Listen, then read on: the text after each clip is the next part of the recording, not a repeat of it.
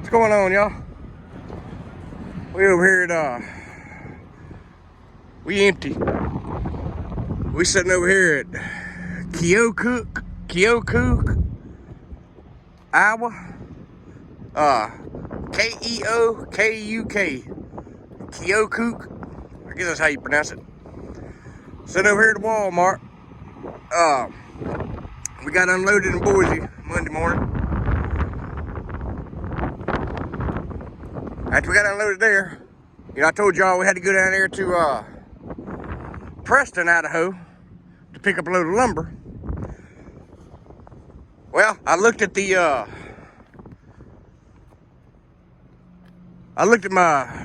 Raycon wrong. We wound up having to go to Princeton, Idaho, which is North Idaho, kind of down south a little ways from Coeur d'Alene on Highway 6. Go up 95 through Lewiston, Idaho, and keep going north to Highway 6 up past Moscow and all that. And you'll run into Highway 6 up there. Get on Highway 6 and go east about 8 miles, and it's down there on the right, out in the middle of nowhere all by itself. But we picked that up. I was able to get up there Monday evening and pick it up because they stopped shipping it 3 or 3:30. But I was able to get up there before they stopped shipping and get loaded. And I got loaded, got on the scales, and my gross weight was 77,000 and something on their scale. So they had me turn around and go back there to the loading area so they could put a little bit more on me. Well, when I got back around to the scales I was grossing 78,500 or 600 and something. Well, I had a half a tank of fuel, and that's how much I was grossing on their scales. Well, when I got over to Missoula, Montana, we made it. We went up to Smelterville, Idaho, up there on 90, and went to bed there. Got up next morning. We went over to Missoula, Montana, to Love's,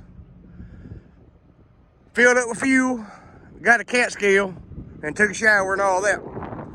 Well, the cat scale showed, you know, there's the place I loaded at, their scale showed I was 78,000 something. The cat scale in Missoula, Montana, at the Love's, I was 79,000 something gross. I was 34,120 on the trailer back here on my spreads, which is legal. I was 34,000 even on my drives, and 11,000 something on the steers. So, and that was full of fuel. So I got I got lucky, you know, right there as far as the weight goes. Had a buddy of mine load over there he loaded over there night before last, same place. I told him, I said, make sure you full of fuel before you go over there. And if their scale shows 77,000, don't let them put no more on that motherfucker. Because their scales are off about 100 and something pounds. So that's what he done. He got loaded, and he was 77,000 something pounds. I can't remember exactly what he said, but he told him that was enough. They wanted him to go back around there and put some more on. But I sent him a picture of my cat scale. He showed it to them and told them that's what I was weighing. So he wouldn't let him put no more on. And sure enough, when he got to the cat scale, he was weighing 78,000 something. So he was in good shape. That's why I don't trust them damn scales at these places, because they don't hardly ever calibrate the son of bitches. You know, and all them, you know, all the mud and all that shit on there. it's hard to get a accurate weight on, you know, with all that shit on there.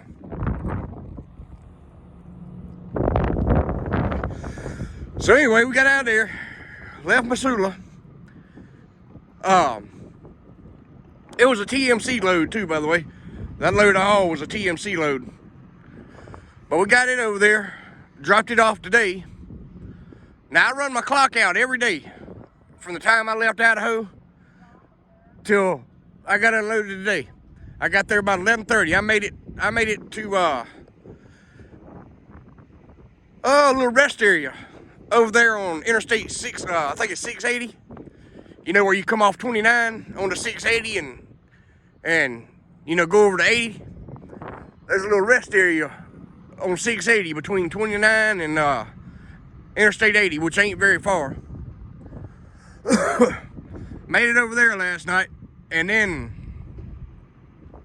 got up this morning about 9:30 because that's when I got my time back, about 9:30 this morning, because I didn't stop till 11:30 last night.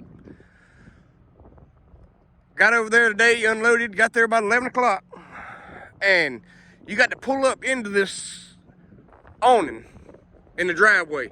When you pull into the driveway there where we unloaded at a pillar, there's a gate that you got to call a number, and they'll open the gate for you and let you pull on in. You got to pull up there, take your straps and stuff off, and your tarps, and that's where they unload you at. But the awning has enough room for 2 trucks at one time underneath there. So I had to take my straps and stuff off and just wait on the tarps because there wasn't no room on either side of me to take them off until the truck in front of me moved. Then I could pull up. But a truck come up behind me to the gate, and the guy told me, he said, just go ahead and take your tarps off right there where you at and just lay them on the ground beside the truck.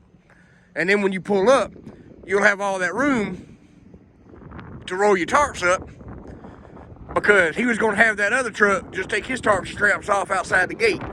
Normally they don't do that. They got a big sign saying don't untarp or unstrap until you get under the awning. But just for today, because there was a truck in front of me, and then 2 more trucks pulled up, you know, to the gate. So to save a little time, he told them other 2 trucks to go ahead and just unstrap and untarp out there, you know, outside the gate. Because it was a clear day, you know, sunshine and all that, and wasn't no rain or nothing like that. So got there, got all that done, got unloaded, and left out there about 12:30.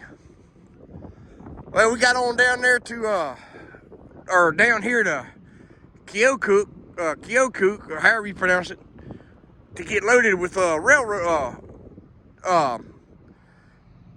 wheels, you know, the boxcar wheels. They're on pallets. Picking these up here, taking them down to Wascom, Texas. And I'm supposed to have been in Wascom, Texas tomorrow at 1 o'clock. That's what my appointment was. But, as you see, we're still here at this place, at Keokuk, or however you pronounce that.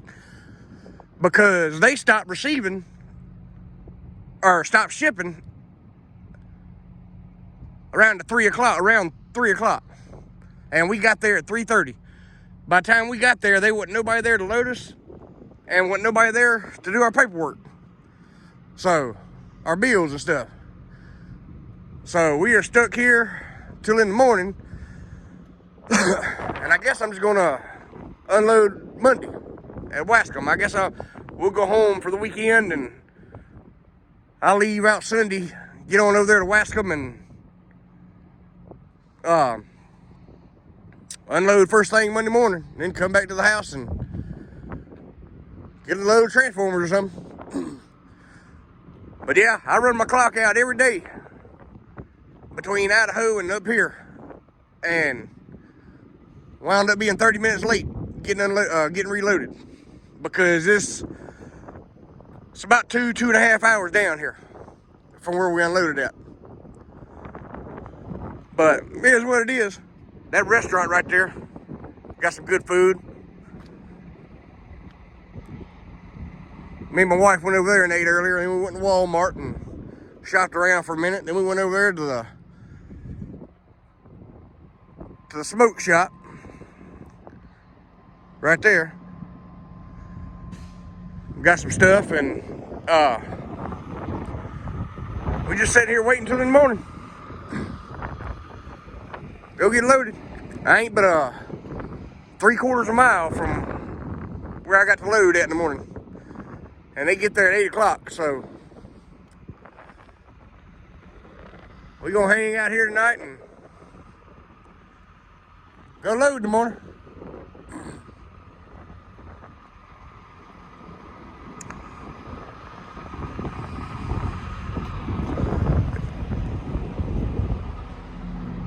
It's kind of chilly up here tonight. It ain't but like 50-something degrees, but it feels chilly to me.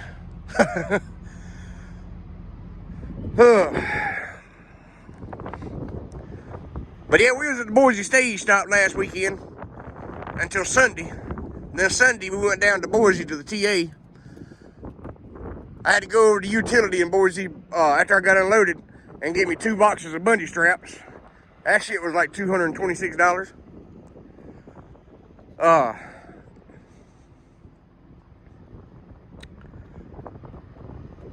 So I got to call boss man in the morning to make sure that he still wants me to pick up this load, which I'm sure he does. We might as well pick it up because, we've already got it.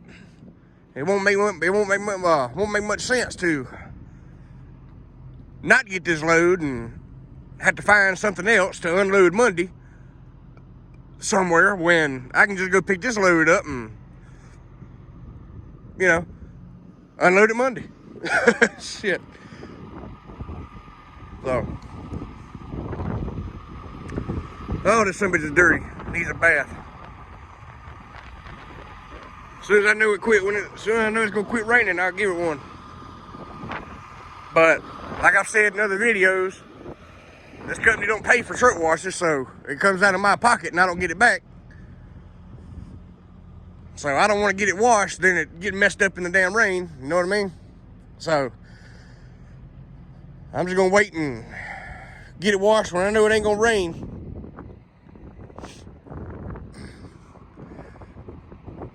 But all right, y'all take it easy tonight, and y'all have a good weekend and all that, and y'all be safe out there. And we'll holler at you on the next one, man.